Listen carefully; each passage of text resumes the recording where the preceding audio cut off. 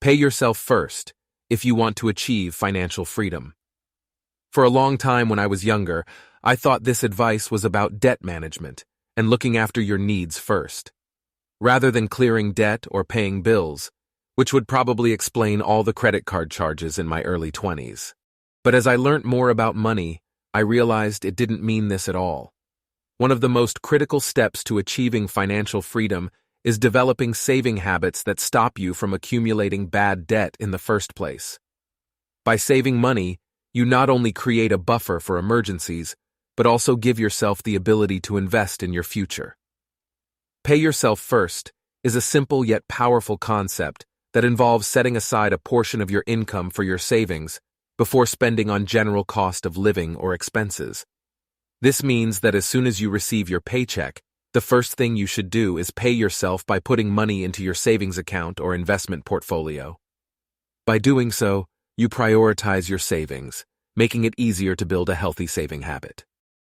Paying yourself first is crucial as it helps you avoid overspending or living paycheck to paycheck. It helps you develop a disciplined approach to saving and investing, which is essential for achieving financial freedom. By prioritizing your savings, you ensure that you always have some money set aside for emergencies, such as unexpected medical bills or job loss. The best way to do this is by automating transfers in your bank so that you don't even see it as available in your checking account. And I know what you're thinking. That's easier said than done when the amount of money you make barely covers the monthly bills. And I get it. I never said it would be easy. But you need to think of this like tax. The government doesn't give a crap about your problems or monthly living costs. They want their tax, and if you don't pay it, you're going to have bigger problems to deal with. So if you're making $15 per hour, and the tax man takes 20%, then you are actually getting $12.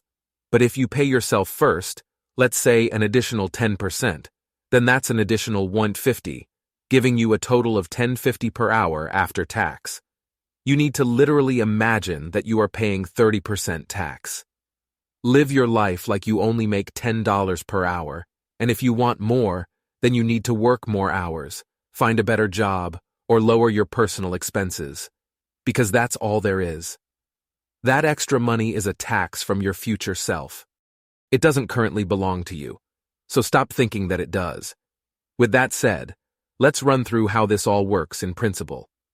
First off, the most effective way to pay yourself first is to set up automatic saving transfers. Most banks allow you to set up automatic transfers from your checking account to your saving accounts. This means that as soon as you receive your paycheck, a portion of it is automatically transferred to your savings account before you even have a chance to spend it. This, for me, is a must. Better to not even see it, or there's a risk you'll get tempted. From here, a simple next step that doesn't require too much thought would be to increase your retirement contributions. If you have a retirement plan, such as a 401k or IRA, increasing your contributions is an excellent way to pay yourself first. By increasing your retirement contributions, you not only save for your future, but also reduce your taxable income. At the same time, I also recommend starting an emergency fund. This fund should ideally have 3 to 6 months' worth of living expenses, which can help you cover unexpected expenses without having to dip into your savings or take on debt. One thing is always guaranteed in life. There are going to be unexpected surprises. Sure, we all hope for the best, but you have to prepare for the worst. Now, although having a fixed percentage just like tax is great in the beginning, at some point you may have bigger goals and ambitions to reach, at which time you need to create a budget. This is like a roadmap of how and when you can reach your saving goals. A budget helps you identify areas where you can cut back on expenses and redirect the money towards your savings. This requires tracking all of the money coming in and going out. Regularly reviewing and adjusting your savings plan is essential to ensure that you stay on track. If you find that you are not saving enough or have unexpected expenses, make adjustments to your budget and savings plan accordingly. The benefits of paying yourself first is that you develop strong saving habits that allow you to compound results over time. This means that even if you don't see the results in the short term, at some point you will start to feel the benefits. That could be in the way of reduced stress or anxiety about money in the future. or just an overall improvement in the quality of life. All of this comes from the consistency of small, regular saving habits. It may seem like nothing in the beginning, or more stress than it's worth. But this is how all wealth is created. Money compounds and doubles, until you eventually one day have complete financial freedom. You just need a little discipline. With that said, thanks for watching, and until next time.